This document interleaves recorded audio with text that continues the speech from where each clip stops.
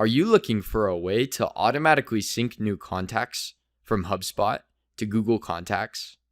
With ZZBots, you can now install this from our plugin store. This plugin contains one bot. This bot will monitor for new contacts in HubSpot and then automatically sync them over to Google Contacts.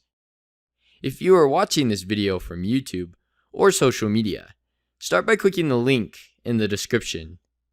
In ZZBots, click the Install button. If you don't already have an account, you will need to set up a free account before finishing the install. Then click Next. First, set up the connection with your HubSpot account. Next, set up the connection with your Google Contacts account. After your accounts are connected, click Next, Install Now, and Done.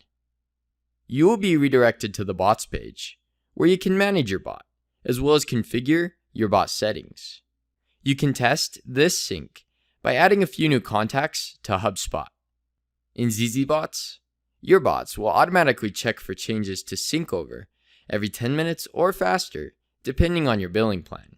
You can manually check by hitting Check Now.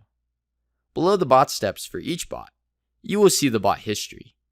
The bot power used each time that your bot is triggered will be shown here. Bot power will not be used when your bot is checking for new data.